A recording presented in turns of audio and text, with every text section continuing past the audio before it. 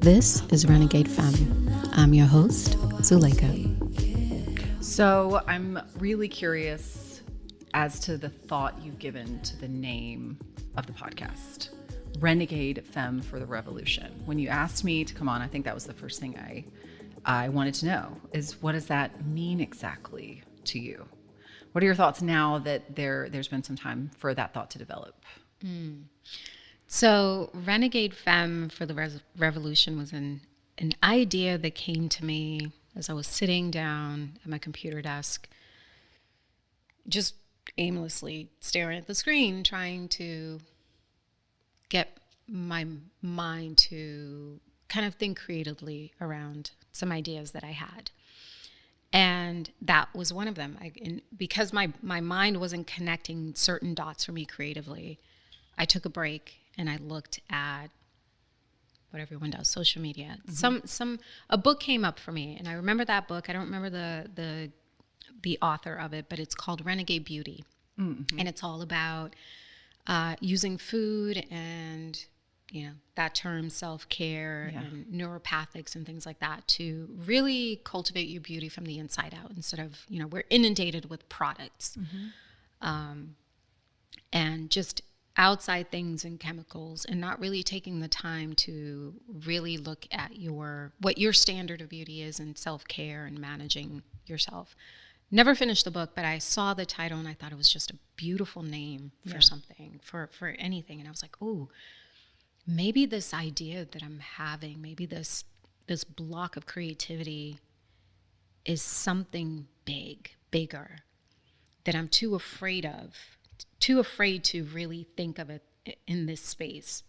And at that time, I was doing a public speaking course that kind of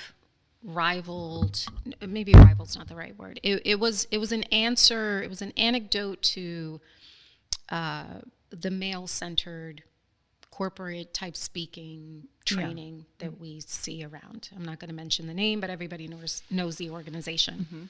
And so I was taking that course, and towards the end of it, I was trying to figure out, well, how do I incorporate this into my life? How do I incorporate this into what I'm doing creatively as far as work and who I want to be in the world and who I want to be just now? Yeah. And part of the reason I was doing that is because I was trying to find my own voice. And I saw that book title, and something about it jumped out to me, and I loved that word renegade because it's just fiery and feisty, and it's all the things you're not supposed to be. Yeah. Especially when you're quiet, right? Yeah. And I tend to be a little bit quiet until you get to know me. Mm-hmm. And so I wrote down just off the cuff, Renegade Femme for the Revolution. And I stared at it and I was like, this is really dope. I really like this. Yeah. I don't know what this is going to be, and I don't know what I'm going to do with this, but I like this and I need to hold on to this. So I at the time, my friends and I were messaging. We used I forget if it's Hangouts or WhatsApp, whatever it was. This was 2017. It was November 2017. And I sent them a message and I said, hey, I have this idea. Normally I don't share things until they've been fleshed out. And I've had enough time to talk myself out of it is really what it is. So I sent it to them and I said, I'm sharing this with you guys because I don't know what I'm going to do with this, but I'm going to do something, and I'm putting it out there to hold myself accountable to it, because I'm too connected to this for it to not mean anything. That was the end of that. Yeah. Didn't think about it, didn't do anything with it, but it always stayed there.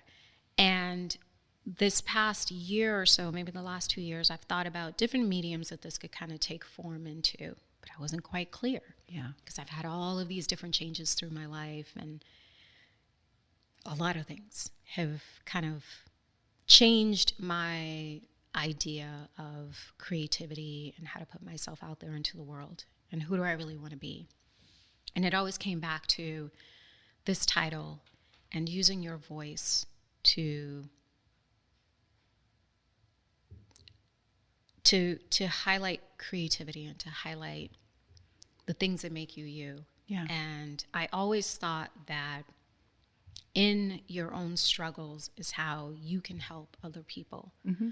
That it's just like maybe in your profession you hear the same thing. You learn things by teaching other people how to do it. That's the best way to learn. It's the fastest, easiest way to learn is you teach other people how to do things. And so in my struggles, I'm thinking maybe the best way for me to get through it is to help other people get through it. And what's the biggest challenge that I have? And for me, it's using my voice. It's speaking out for myself. It's standing up for myself. And so I said, well, what's the best way that I use my voice? And it always seems to be that my power, so to speak, is in helping other people see their own power, right? I see that as my superpower that I have. I can look at someone or hear their idea and the cylinders just start firing. Where I can see the potentiality for it. I can see the end. I can see the potential for it, not necessarily the ending, but the potential for an idea that someone else has. And so I said, okay, well, if it's hard for me to use my voice to speak for myself, maybe I can, in order for me to learn that and expand on that, I can help other people use theirs. And that's where the idea stopped. And so this year, on a drive, and in having this like channeled conversation in the ether, sharing, recording a Marco Polo to friends, it just came back up. And I was replaying a conversation with myself that started because of something that happened in my day. And I shared it kind of incognito because that's kind of what I do, double meanings, kind of get things out, but layered so that nobody actually knows what you're talking about. It's just a cute way to phrase something, but you've shared it, right? Hidden, but you've shared it in a way that's safe. And at this time, it was, and I've told you this story offline, and I've shared this story many times offline, and I'll share it here because it connects to where we are today. And a year ago, there was a conversation in my family about my kids' hair. I have all boys. And I let my boys wear their hair however they want to. Most of the time, within reason. I mean, I wash them. Sure. But my youngest son had very long hair. And he had no problem with having long hair. And all of a sudden, he wanted to cut his hair because he felt that people couldn't tell whether he was a boy or a girl. And I'm like, well, where's that coming from? Because this has never been a problem. I always check in, like, it's your hair. Whenever you're ready to cut it, you can cut it. I'm actually kind of tired of detangling it, but it's yours. Like, it's your power. And it kept coming up. And one day he said that to me. Well, I'm afraid that, because he was about to start school. And he said, I'm afraid that people won't know. My classmates won't know whether I'm a boy or a girl. And I look at him and I'm like, it's pretty evident that you're male. I mean, he's not androgynous looking. He doesn't have, there's nothing about him that would indicate that he would have any proclivities to being confused or one way or another. He's very, he's a boy, basically. So, and he's never had issues with that before. And I knew where it was coming from because I've heard these conversations that I've had to respond to them many, many times. And at that time, it just really upset me because here's this little kid who's never had an identity issue, who's very secure in who he is, corrects everyone when they say his name wrong or they spell it wrong or they assume it's supposed to be something other than what it is because of what he looks like. And here he is having a challenge because it's being repeated to him that this isn't how you're supposed to look. And so I had to have a conversation with him, which was a conversation with myself. And in that post, I made the statement of that sometimes being your whole self is an act of rebellion. Because people will come around and try to dictate who you are and who you're supposed to be and what you're supposed to look like. And so this is what I'm telling my 5-year-old son at the time. That no one has that right to decide for you who you get to be and how you look. That is up to you. You have to own your identity because the world will come and try to tell you who you can be and how you're supposed to behave and act and look at every turn. And if you don't learn now how to hold true to who you believe yourself to be, How are you going to move through the world? Yeah. You will question everything. And it was in that moment, it's in seeing it as at my age and being his mother, seeing it happen, you start, it blew my mind, you know, but you recognize how easily we're all minimized and defeated before we even get started. Mm-hmm. You know, here's a young kid who's proud of what he looks like. Yeah. He loves his long hair. He's happy with it. It doesn't bother him any. Mm-hmm. It's a point of pride for him. But now all of a sudden he's being told that he's not supposed to look like that because little boys don't look like this. Yeah. And for me, I needed to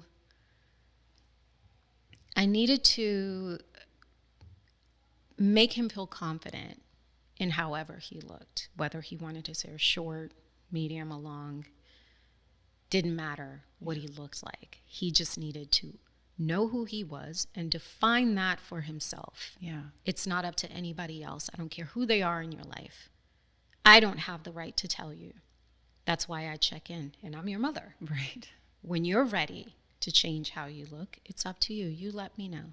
Yeah. But you get to define who you are, not anybody else.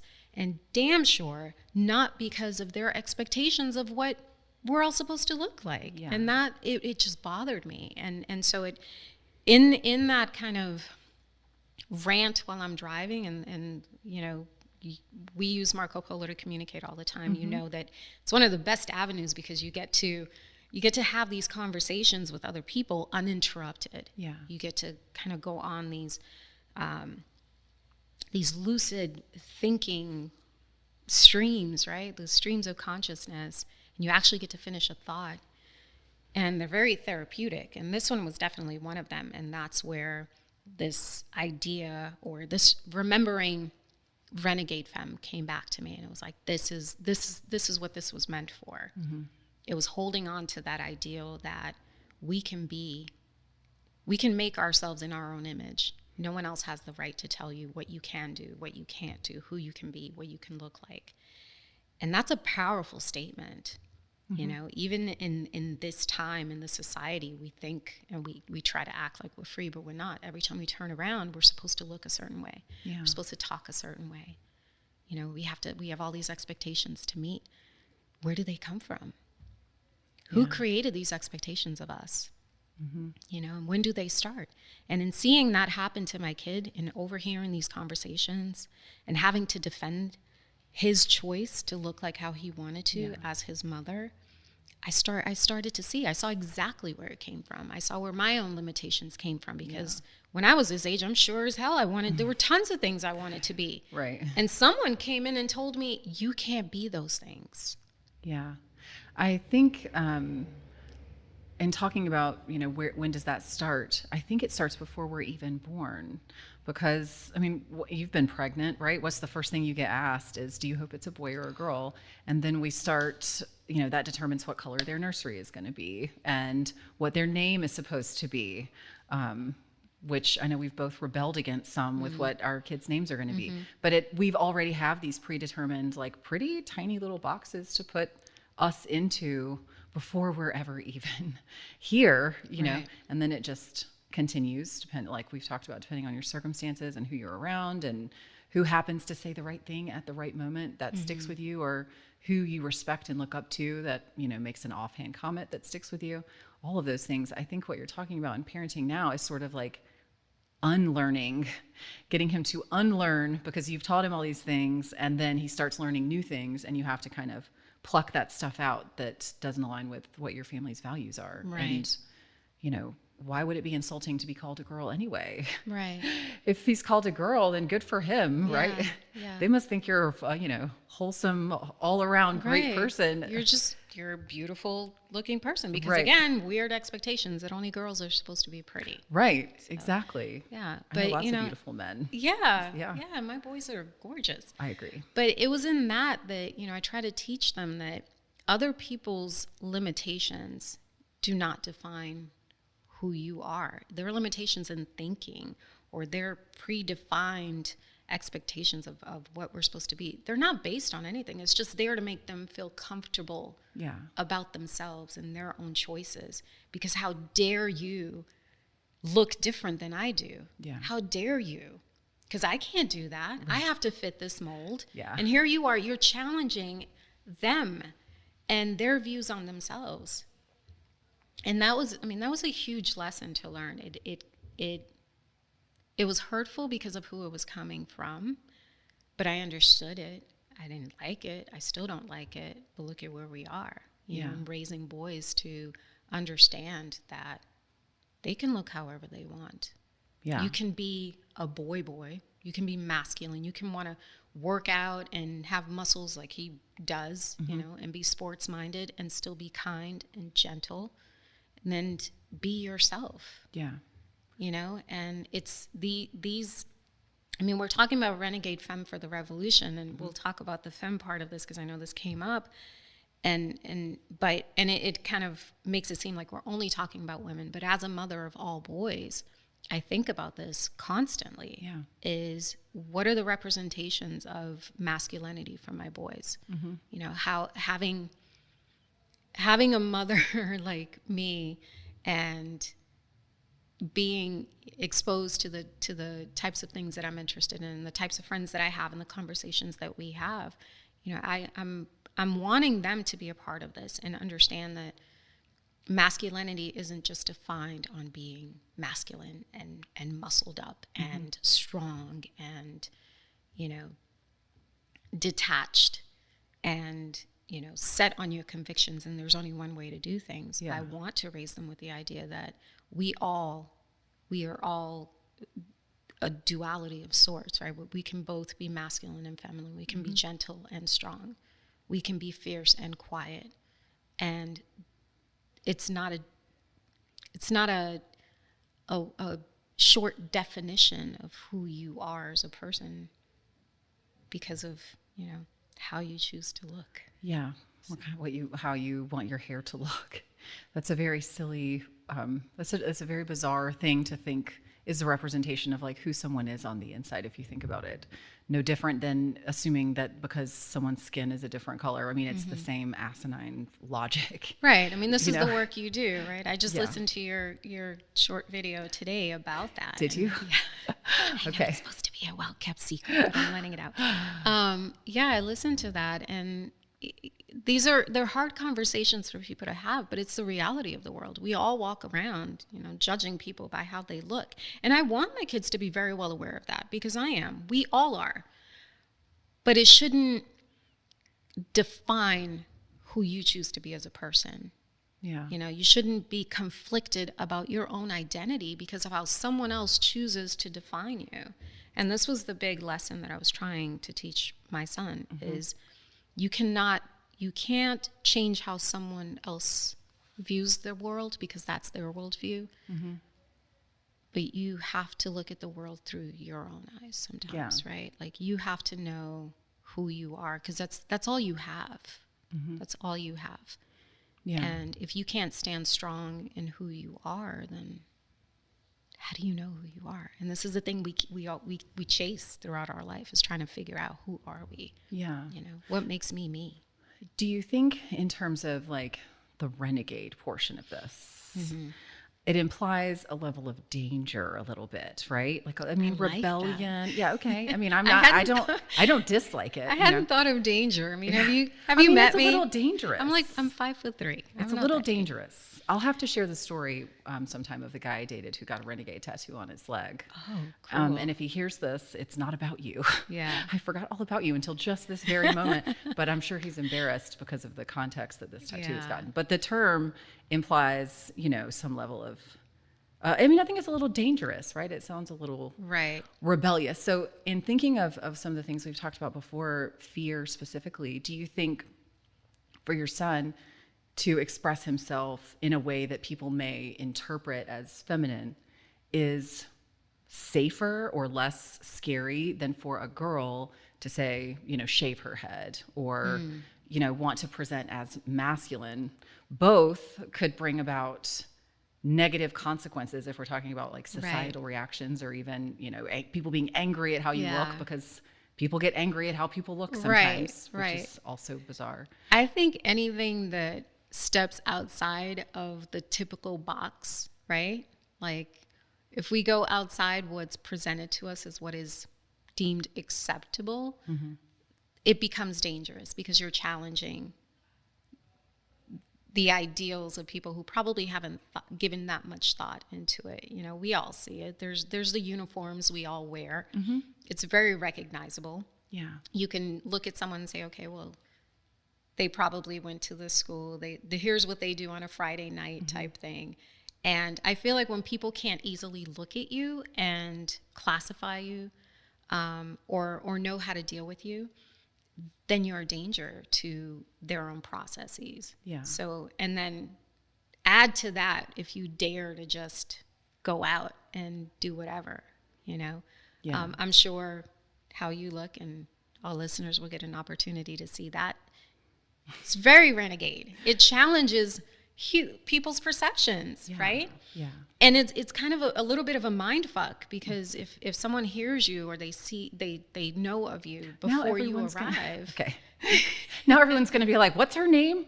Let me look up a picture of her. I don't look that strange. Well, we're in a smallish town. You're not town. Strange, okay. But it's not a matter of strange. It's just a matter of, I wasn't expecting that. Yeah. I get that all the time. The label doesn't quite all fit, the time, right? Because sometimes my voice, people expect a certain look, and then I show up, and depending on the day. Yeah. So I get that. It's not that you're radical or anything. It's just I feel like anything that challenges or is outside of the typical. Yeah. Is suspect. Yeah. And can be renegade, can be viewed dangerous. For me, renegade is just more of a rebel. But again, rebel is just another word for somebody to categorize you as dangerous. Yeah. We're on the cusp of that, going against the in norm, society. Yeah. It's always been that way. Anytime you're a little bit different, you think differently, and you dare to speak about how differently you think, you're trouble. Yeah. And I don't know. I feel like we're in that age right now where, and definitely, if not in the age in society, definitely the age in my time, in my life, where I feel like, let's be a little bit dangerous. Let's push ourselves, to that brink of feel what fear feels like. And this is nothing. This is just, we're picking things that are really not that bad. Judging someone for how they wear their jeans or how they cut their hair, or, small little things that are really insignificant in the grand scheme of things. Yeah. I think it requires a certain level of bravery. And I know we've talked about the use of that word and how maybe it doesn't, when I think of brave, I think of like support our troops or something, but when I first shaved my head, I felt pretty damn brave, and freed from that. But I think there's also a bit of a bravery in choosing to view other people and those automatic assumptions you make where you're like, oh, I know this girl, she does X, Y, and Z. I bet she loves, whatever kind of assumptions. If we can be like courageous enough to not make those assumptions, you usually end up finding out that what you suspected of someone, even if it's true on the exterior, is not at all true on the interior. Right. Some of the craziest, most bizarre looking people have ever known who are covered in, face tattoos and stuff are like chemists, and I mean, that's just not what you would think at all. So I think if we allow ourselves to not only try to remove that barrier for us, but in other people, that we approach in an empathetic way, we benefit by learning more and growing more from other people too, Yeah. So if someone had asked your son, what makes you like this hairstyle, it would have been interesting to hear his reasons for, how he felt about it. I did ask him that one time. Did you? I asked him, I said, why do you like your hair like this? And he said, because it makes me look like you. That's what I was thinking. That's exactly what I was thinking. I'm like, all right, well, I mean, yeah. What am I going to say? He didn't, not because I'm a girl and he's a boy. He just wanted to identify with the person that he loves the most. I'll say it. In case It's you. Yeah. Yeah. And that was the most innocent and real response he could have given, at that age. Like that was it. It's as simple as that. Yeah. But here, someone comes in and challenges all of that, because now it's okay. Well, now it's not about wanting to look like my mom looks, because that's the closest thing I have to an identity right now. Now it's like, oh, I can't be a boy if I look like this, but I know that I'm a boy. Yeah. It's still a weird space to be in, because we still have these conversations. And even with the name of what I decided to call this idea, this universe of whatever this turns out to be for Renegade Femme for the revolution. And you had asked me this, like, is, with the femme part and understanding how that's used in language now. When I first thought of it, I was like, ooh, wouldn't it be kind of charming to have femme, like that sexy feminine side of, the femme fatale type thing. In my mind, that's really what it was. It's like, you can couple the badass renegade with, like, the soft side of being feminine, and or what we identify with as feminine, and put those two things together. And then the revolution part is really just challenging ourselves. It's not about going out and rioting or, you don't have to have a big platform or stance. It's really about standing up and challenging ourselves to use our voices and be who we really are in the world. And now it's having to, like, okay, well, is this appropriate to use this term? Am I offending someone? Am I not, am I covering all my bases here? And I said, you know what? Fuck that.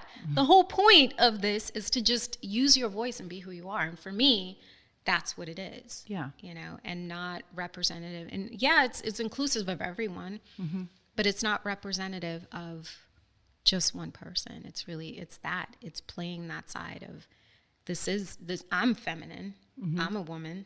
This is my time. This is really, where this came from was from that spirit that I had, that I felt so many other women had. And if it wasn't out there in the world at that time for me, if I couldn't use my voice to speak up for myself, then maybe as a collective we could do it. Yeah. And why not start here? Yeah. That makes sense to me. You mentioned it be like a different language. What did you say? French. Okay. Yeah. Is that feminine? Feminine, yeah. Just means it's just okay. It's just feminine. My teenager's in French, so I'm going to have to get her to translate the entire thing for us, just so. Yeah. And I even looked at, like, different spellings, because the shortened version is just FEM, but like, it just doesn't look nice when it's written like that. It looks like something's missing. Yeah. And why, cut off the rest of it just to kind of, again, if we're trying to be outside the box, here we are trying to condense it into a new definition of something that I'm not intending it to be. Yeah. So. Well, plus, if that's what you felt, then there was a reason for that. It could be that someone who's, researching that term for looking for exactly this wouldn't look up something if it was called something else. And, I think it works. Renegade woman just doesn't have the same ring to it. It sounds sort of like, what does that make me think of? Maybe like a country western or something? You're thinking of exactly what I'm thinking. Because really? It's sold at Walmart. There's that woman that does she had a blog, and then don't ask me about it because I don't know. I just remember seeing it in like crock pots and things like that. Okay. And it's all the blue. Pioneer Woman. Pioneer Woman. That's what it reminds me of. So you can't have Renegade Woman. It doesn't quite have the same ring. Not the same ring, And I like that it's challenging, right? I hadn't thought about that until when I think I was looking for like a URL for it, and Renegade Femme's already taken. So I'm like, okay, well, now I have to put my brain to work and try to come up with something creative, because I'm not changing this. So I was like, well, maybe I have to change how it's spelled. So I'm looking at all of the different variations and definitions, and like, I want to make sure, if I use it this way, that I'm using it properly. And that's where it came from. So I'm very well aware of the LGBTQ affiliation to femme and what it means. And I'm okay with that. Yeah. I'm not using it as a standard. Just an inclusive term. Right. And if someone thinks that that's what it's about, even better, because then they're listening to it. Well, I'm sure we'll talk about sexuality before it's all said and done anyway. I'm so looking forward to that one. Excellent. All right. This has been another episode of Renegade Femme for the Revolution. To continue the conversation, join us on Facebook and Instagram at Renegade Femme for the Revolution. To connect with me, your host, follow at Zuleica Rendell on Instagram. Be sure to click follow on Spotify, Apple Podcast, or whatever platform you're listening on to be the first to know when we release the next episode. Renegade Femme for the Revolution is recorded in studio at the Content Creation Center. Thank you for listening.